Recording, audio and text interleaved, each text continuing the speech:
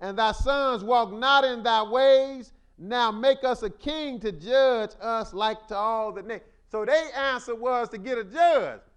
But that wasn't the right answer, to get a king. I'm sorry, that wasn't the right answer, because they was taken out of the Lord's control, like the Lord can't control Samuel's sons. The Lord could easily kill them, because that's what he do. He could easily take care of them.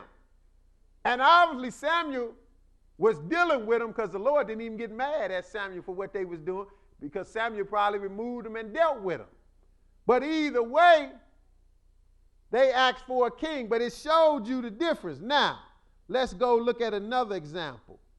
Go to Genesis 38. So that showed you a righteous prophet like Samuel. He couldn't will his sons to be right. They was wicked. What did it say they do? It said they walked not in his ways, they turned aside after lucre. That means they was concerned with getting money. That's what they were concerned with. And they took bribes and perverted judgment. That means they sided with the one that had the most money.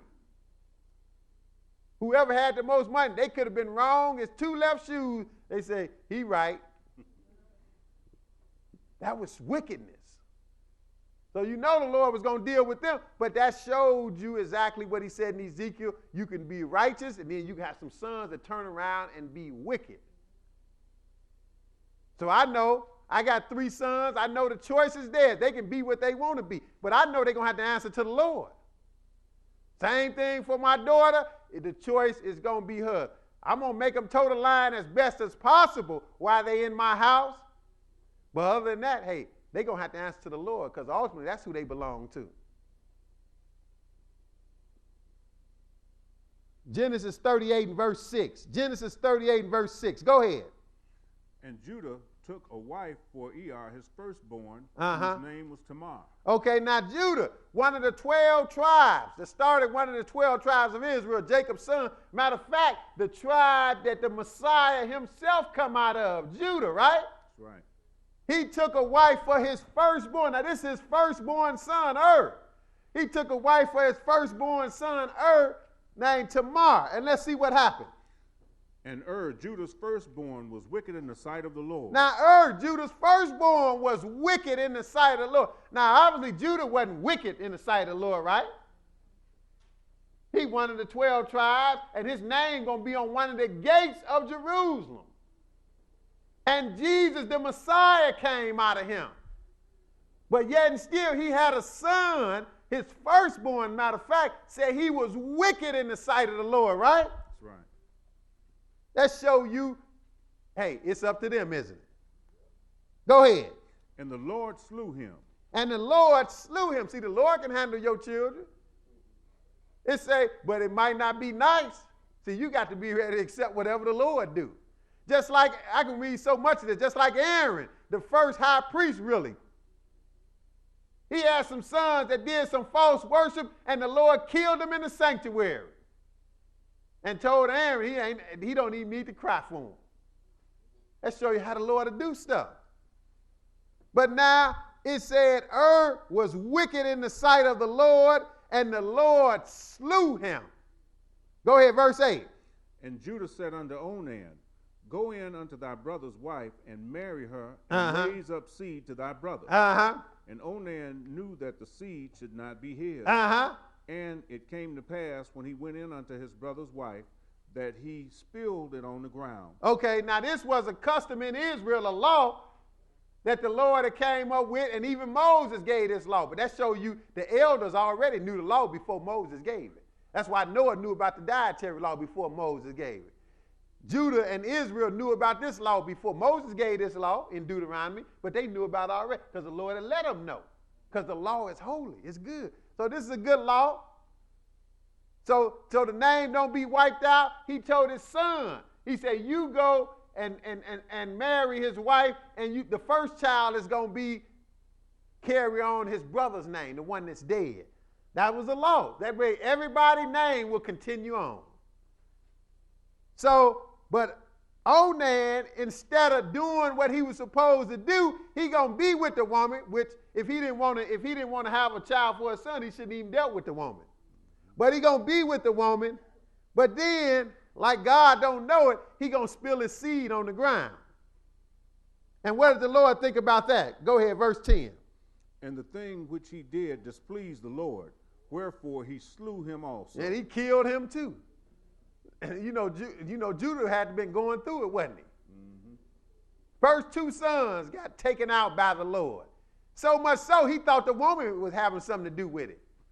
Because both of them had married Tamar, and then he was going to get another one to her. He told her, you just wait till he get grown, I'll give him to you. But in his mind, he's like, I ain't giving that woman my other son. She killed 2 of them. But now the Lord is the one killed her. That's why he was just faking with her. He said, you just wait, you just stay single, because she had to wait on that, right? That's right. You just stay single and wait till he get grown, I'll let him marry you. But then the woman waiting all that time patiently, and when the boy got grown, she didn't hear nothing from him. So she went out there and ended up playing a trick on him. But that's another lesson. But now let's go, we're going to come back to Genesis. Go to Ezekiel 14 now. But it shows you can be a righteous servant of God, and you can have some wicked children.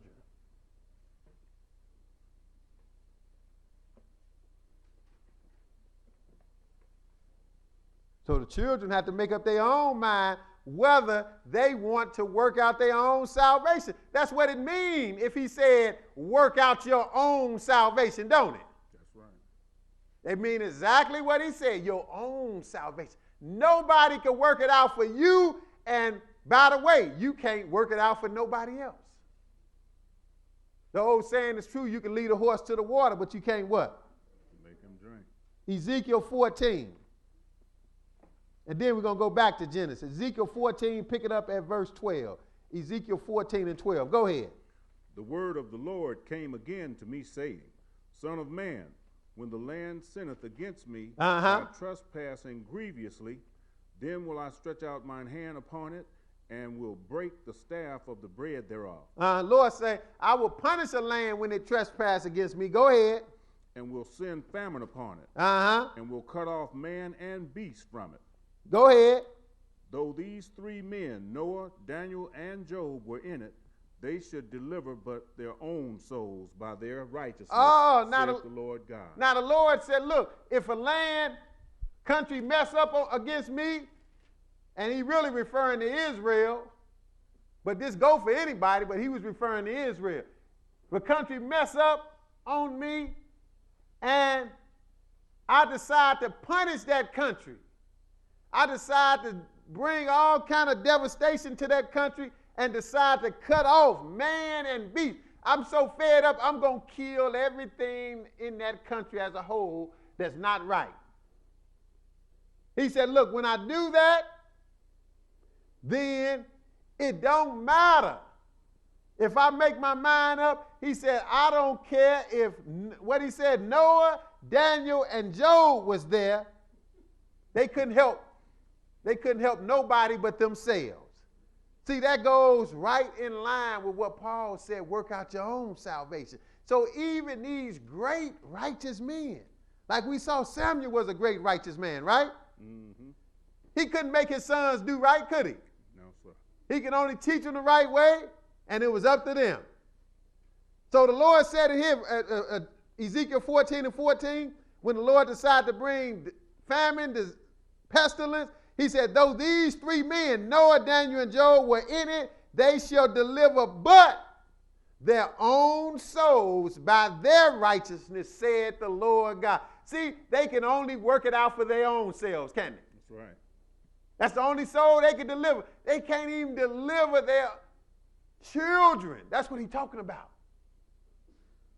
That let me know Noah's children must have been doing something right, because they made it on that ark, didn't they? Mm-hmm. They must have been listening to the old man a little bit, because they made it on that ark. Because the Lord said it right here. Go ahead, verse 15. If I cause noisome beasts to pass through the land, and they spoil it, so that it be desolate, that no man may pass through because of the beast. Go ahead. Though these 3 men were in it, as I live, saith the Lord. As God, I live, said the Lord. The Lord said, surely as I'm living, what?